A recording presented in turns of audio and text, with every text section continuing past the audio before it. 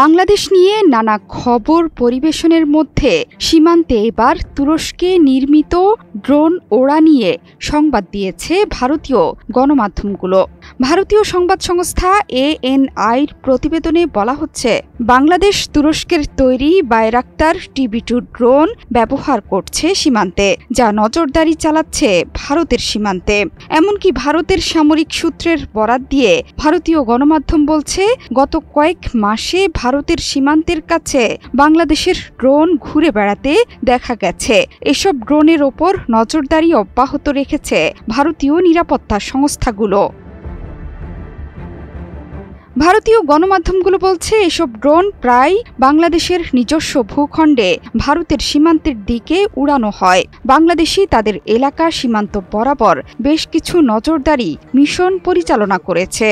কখনো কখনো এই TB2 ড্রোনগুলো উঠছে 20 ঘন্টারও বেশি সময় ধরে। তুরস্কের তৈরি বাইরাক্তার TB2 ড্রোন বিশ্বের অন্যতম সফল সামরিক ড্রোন হিসেবে পরিচিত।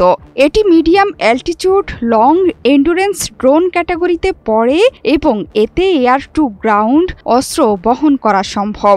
আন্তর্জাতিক বিভিন্ন সামরিক সংঘর্ষে এই ধরনের ড্রোন ব্যাপকভাবে ব্যবহৃত হয়েছে এবং এর মাধ্যমে লক্ষ্যবস্তুতে নিখুঁত হামলা চালানো সম্ভব। বাইরাক্তার TB2 ড্রোন মাঝারি উচ্চতা থেকে পরিস্থিতি নজরদারি করতে সক্ষম। এই ড্রোন তৈরি তুরস্কের প্রতিরক্ষা শিল্পের জন্য অন্যতম একটি সাফল্য। মনুষ্যবিহীন এই যানটি আকাশ থেকে ভূমিতে আঘাত হানতে সক্ষম। এটি বিশ্বের বিভিন্ন দেশে যুদ্ধক্ষেত্রে ব্যাপকভাবে ব্যবহার হয়েছে। মূলত তুরস্কের বাইরাক্তার টেকনোলজি কোম্পানি 2014 সাল থেকে বাণিজ্যিকভাবে বাইরাক্তার TB2 ড্রোন উৎপাদন ও বিক্রি করতে শুরু করলেও রাশিয়া ও ইউক্রেনের যুদ্ধে এই ড্রোন বিশেষ নজর কেড়েছে। এই ড্রোনে একটি অত্যন্ত উন্নত প্রযুক্তির ইলেকট্রো অপটিক্যাল ক্যামেরা আছে। তার সাথে আছে ডাটা লিঙ্ক সিস্টেম এবং 2 থেকে 4টি পর্যন্ত বিস্ফোরক, যা প্রিসিশন গাইডেড, অর্থাৎ উড়ে গিয়ে নির্ভুল নিশানায় লক্ষ্যে আঘাত হানতে পারে।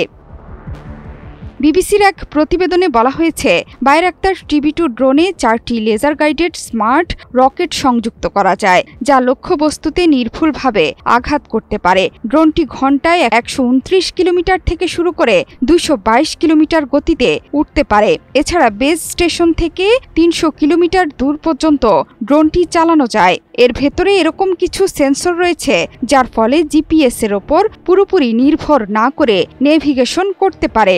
সর্বোচ্চ 700 কেজি ওজন নিয়ে ড্রোনটি উঠতে পারে। মোট জ্বালানি ধরে 300 লিটার।